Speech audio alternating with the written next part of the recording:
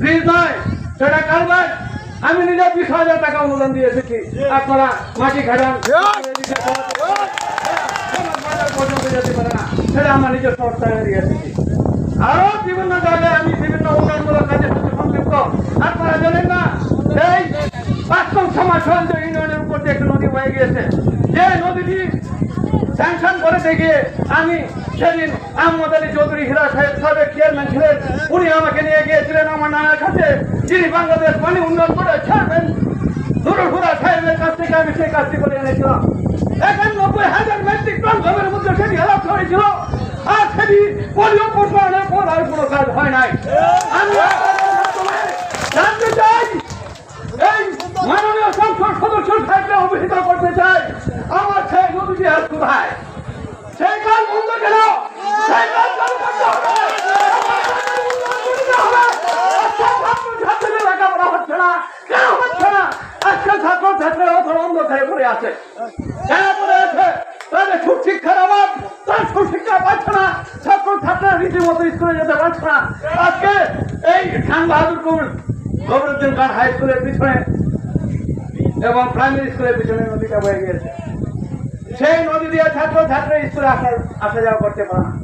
আদর্শনগর থেকে সমাজ বাজার পর্যন্ত এই জনপদ দিয়ে মানুষ চলাচল করে সে নদীটি পারাপার করতে পারে না, একটি সাঁকু দিতে পারে না। ক্ষমতা প্রকাশ করেছে, আমি ৩০,০০০ টাকা দিয়ে সেখানে একটি ভাসমান সেতু করে দিয়েছি জনগণের জন্য। আমি জনগণের জন্য করতে চাই, আমি জনগণের হয়ে কথা বলতে চাই, আমি সাধারণ মানুষের পক্ষ থেকে কথা বলতে চাই। আজকে আপনি আমাদের এই মেহনতি এলাকাতে উপস্থিত হয়েছেন। এই মাদ্রাসার মাটি পবিত্র মাটি, এই মাদ্রাসার মাঠ পবিত্র মাঠ। আপনি এখানে দাঁড়িয়ে দেখে পবিত্র ভাষায়, পবিত্র মুখের ভাষায় আজকে আমার এলাকাবাসীর সঙ্গে ওয়াদা করে যাবেন আমার এলাকায় তাহলে তাদেরকে আপনি উত্তপ্ত করে দিবেন না।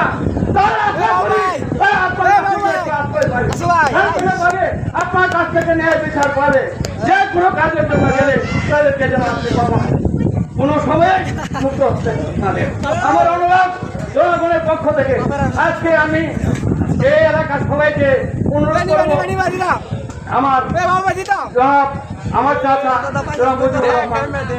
সাহেব, ওনার জন্য আমি দোয়া করি। আমরা স্বতঃস্ফূর্তভাবে ভোট দেব, আপনি জয়যুক্ত হন। 29 তারিখে আশা করতেছি আমরা জয়ের পড়াটা আপনার গলায় পড়াবো।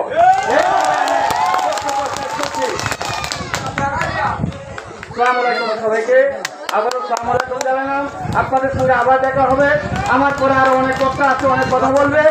আমি খোদা হাফেজ আপনাদের কাছ থেকে এই মুহূর্তে আমি আমার বক্তব্য করতে ধন্যবাদ। বড় ভাই মেহেদী হাসান হীরা ভাইকে